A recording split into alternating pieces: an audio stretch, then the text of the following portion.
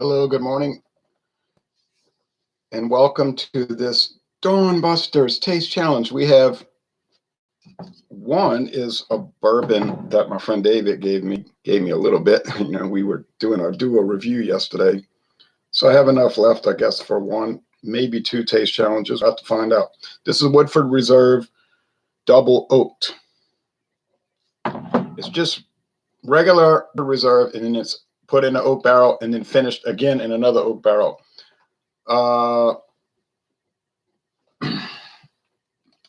They say an innovative approach to twice-barreled bourbon creates the rich and colorful flavor of Woodford Reserve Double Oaked.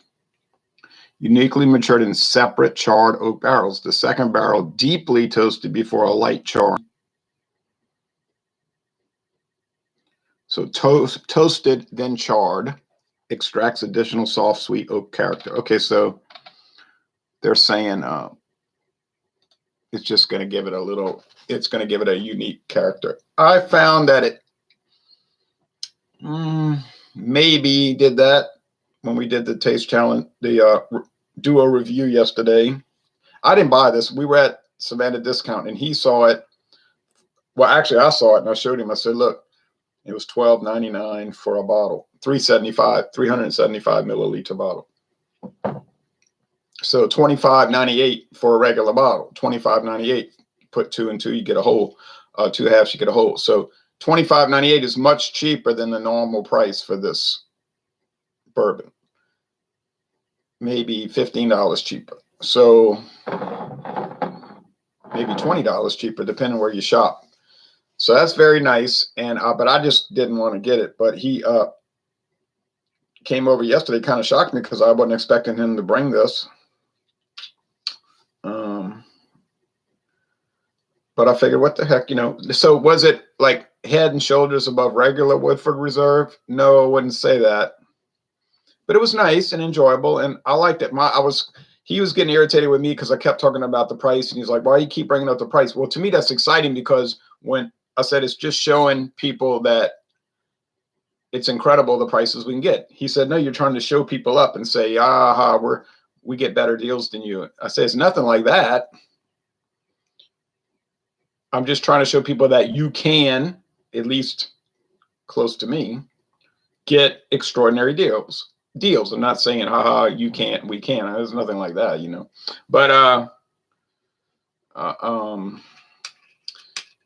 you see what I'm saying? So and then I was complaining about the grits, the old complaint I have about bourbon, it tastes too much like corn grits, and he didn't go for that too much either. But I told him, I said, really, I think you just, when you're doing these little projects, beer, wine, and liquor, you just go ahead and say what's on your mind, and you just talk about it. Like I did the Florida Cracker last night on the Super Inclusive Saturday. Actually, I think they've improved that, because when I first had it, it tastes like nothing, or like almost had no flavor at all. So mediocre. And then the second time I tried it, it seemed a little better. And now last night when I tried it, it seemed almost like a mimic of Hugotten from Belgium.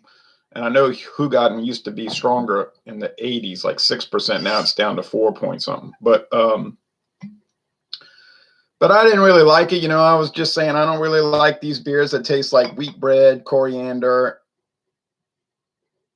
lemon peel. I'm not hostile to it necessarily. Oh yeah, that's it. I got one taste challenge on this. And that's the end of that. That's okay. No problem. I might watch all the video reviews for this, but I might just delete them because I've had it twice. 2 samples, and I'm gonna relate to all the video reviews. Maybe. We'll see. I got to think about it. Here's the Cooper's Craft. It's much lighter. It's gold, amber. And this one's deep chestnut. Yesterday when it was actually it was darker yesterday with the clouds than it is right now at dawn with that big rainstorm. It's like chestnut. I got to close my eyes because if I glance, I'll get them. I'll know which one is which. They're both from Brown-Forman. They're both from Kentucky. The proof is not much different one to the other. All right. So pick this, something's on my, I think there's a piece of food. Um,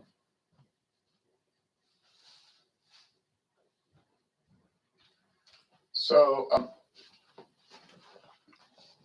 it shouldn't be an indicator, the proof. You know, you got one that's 42 and change, and the other one's 43 and change, alcohol by volume. No age statements, so they're at least 4 years old, but they don't know the exact age. They may not have an exact age. The companies say that they age them to taste. They age them, and when they taste where they want it, then they take it out the barrel.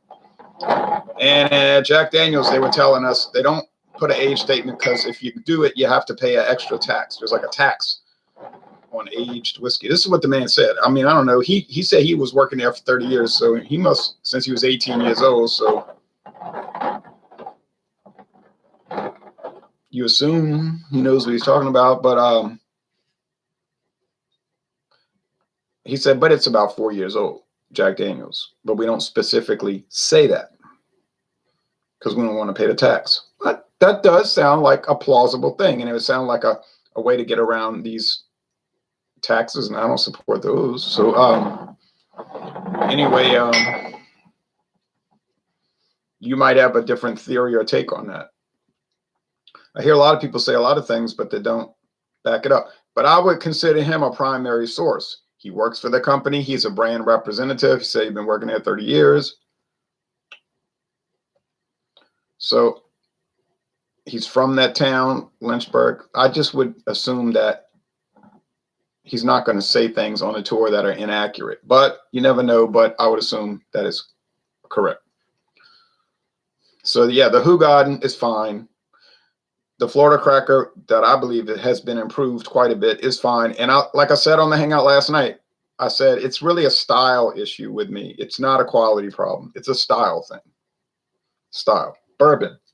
Most of the bourbons I try, really all of them, are quality. Cheap, mid-range, high. You know, they're fine. Do I really like the style? I'm starting to think I don't really like it. But I'm not hostile towards it. It's just that whole corn thing, you know, grits. And then I saw people on Facebook arguing about grits, saying grits are no good. You know, it's like, no, it might have been on YouTube. They were making comments. I get confused about which is which, but they were commenting on a video, and grits, they're bad. You know, it's just pulverized corn. They're not bad. It's just pulverized corn. But when I find that these taste like that, but anyway, let's not get fixated on. I am fixated on it, you know, but yeah. Smells full in the nose, charred oak. The corn, just corn grits, and there you go. But remember, the double oak is double dipped. It's kind of like the double stuffed Oreos. You know what I'm saying? It's the same thing. It's just double up the thing. So here we got the oaked age, and then they hit it again in a never before used barrel. So we know what that's going to do. It's going to give it a stronger charred oak flavor. Double dipping. Yeah, this one smells a little stronger. I have to keep my eyes closed because I'll notice. This one seems lighter. So I think, in my estimation, my assessment, that one in my left hand is to your right. My left hand is the Cooper's Craft, and then this one is the double oaked. Is it significant? Are the differences profound or significant? No, they're there. Oh, the Cooper's Craft I got for $9.99 at Mathern's. $9.99. $9.99. I went to Walmart the other day. I had it for $24. So if I get a $24 bottle of bourbon for $9.99, yeah, I mean, I'm going to talk about it. And like David says, not all about the price. The price should not factor into your review. I do agree with that in one sense. But in another sense, you do think about it, because if something is priced at an A plus level, like you say, I paid $89 for that Buchanan's, like the very fancy Buchanan's blended scotch. Well, you know, if I'm paying $89 and it's a 90, you know, A minus, yeah, I'm gonna have a real problem with it. So yeah, I'm gonna start attacking it. I mean, it'll still be an A minus. That's what it is. It is what it is. I'm talking about a theoretical situation, hypothetical situation. But I'm going to take issue with it. If I pay A plus price, I want an A plus product. You know, I can get A minus products all day long. Same thing with beer.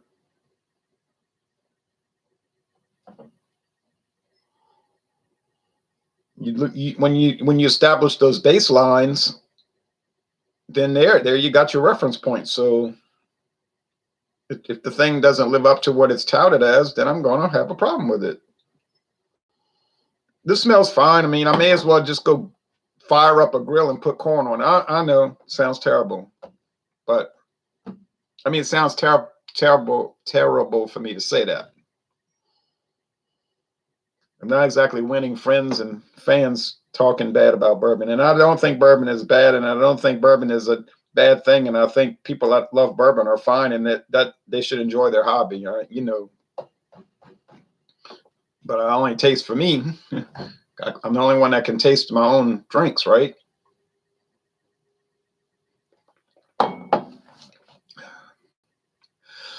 Okay. That's it.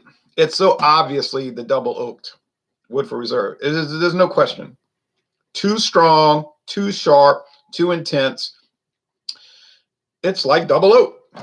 Like the name is the description. What does it taste like?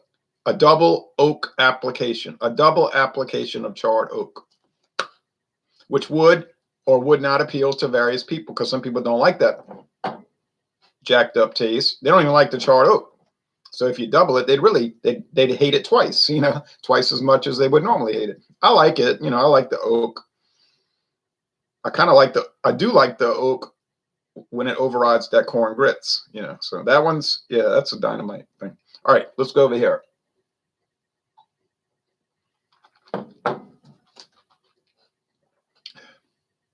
Yeah, it's so mild. It's got that little bitterness at the end. But I've gotten used to that. When I first tried Cooper's Craft, I was like, why is it so bitter? I never tasted bourbon that was bitter. Still has that little bitterness there, but I've gotten used to it. So it's like mellowed out in my mind now. Like my sensory perception of it is not as like shocked, or not as, yeah, I guess that's how you say that. I'm not a grammar guy. Too much. That's it.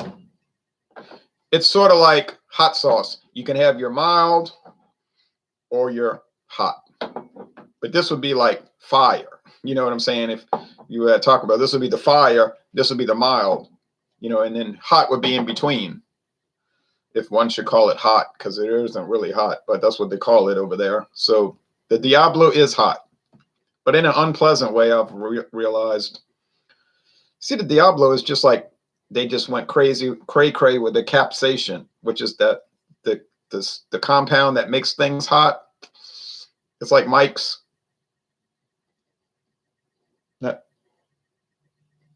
Whatever that stuff's called, that the hottest sauce in the world at one time. I don't know. I don't even want to mention it because I'm never going to buy it again. Dave's Insanity Sauce. That's what it was. Dave's Insanity Sauce. Okay, well, which one's better here? Which one's better? Cooper's Craft, good, nice product. Is it worth $24? I suppose yes, it is. Yes. Is it worth $9.99? You know it. Twice as much. Okay, more than twice. Okay, now the Woodford Reserve.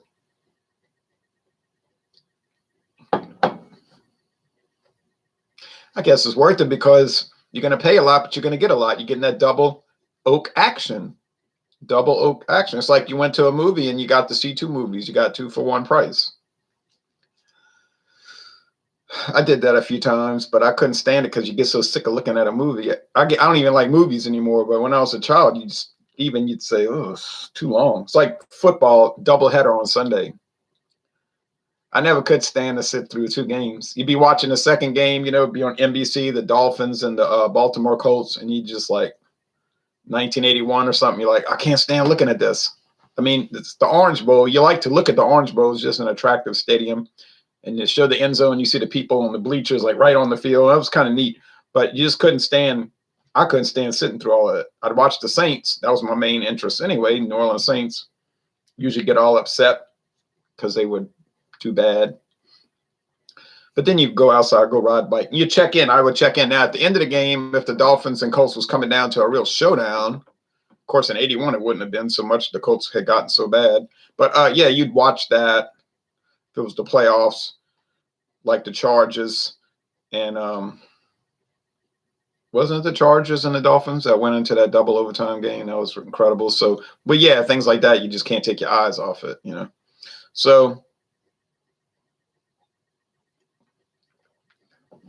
I guess Woodford Reserve is the winner.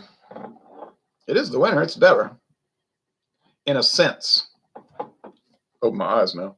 It's better in a sense. Joe Biden's stench. I remember the craze a few years back when everyone was brewing IPAs aged in oak barrels. Not bourbon, just oak. Really enjoyed those. Yeah, it wasn't bourbon barrels, just oak barrels. Yeah. That could be a better, not better, no. That could be a thing to do. Not better, just different, right? A thing to do. The clean oak, like they do corn whiskey. You know, corn whiskey and bourbon is the same thing, except for one important detail. The hidden hand deals just one route, and the winds of change prevail. No, one detail. Corn whiskey is aged in uncharred barrels, and bourbon is aged in charred oak barrels. And they both have to be new, never before used. If you want straight corn whiskey. Oh, corn whiskey, yeah, it has to be new barrels. 2 years if you want it to be straight whiskey. 2 years if you want it to be straight bourbon. That's the only difference. You could take the same element, corn liquor, moonshine, and it's how you treat it, then that's how you get the product, the bourbon or the corn whiskey. And I really did like the mellow corn. Actually, no, I won't say it. I was about to say I might prefer corn liquor, corn whiskey, like mellow corn over bourbon. I'm not going to say that on the air. Thank goodness I caught myself. Whew. Get all kind of people mad. Got to watch what you say.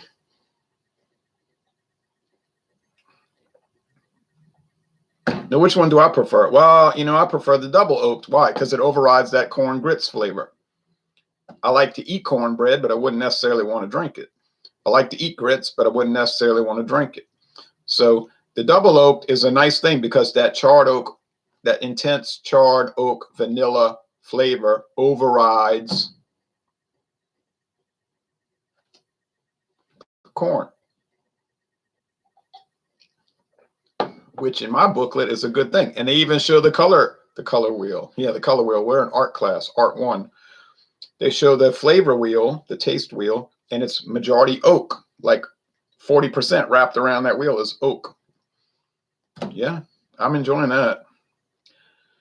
Vanilla. Well, that's the end of the bottle, so you know, I'm not going to keep it as a memento, but I like the wooden cap. I like the real cork, not that rubber funny business stuff. So, yeah, Savannah Discount still does have these for $12.99. If you run over there to Louisiana Highway 45, head south off the big expressway, basically an interstate highway, 90 business route, then you won't have to drive too far, and then you'll see it. Savannah Discount on the left. They got it.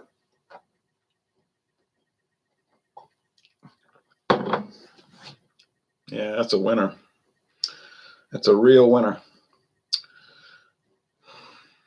No question here. You wouldn't mix these up. You'd never get them confused in any way, unless you just didn't know anything about bourbon. But they don't taste alike. The proof isn't an issue there. It's so close in ABV, alcohol levels, so that doesn't matter. But it's that double oak application which makes it so evident.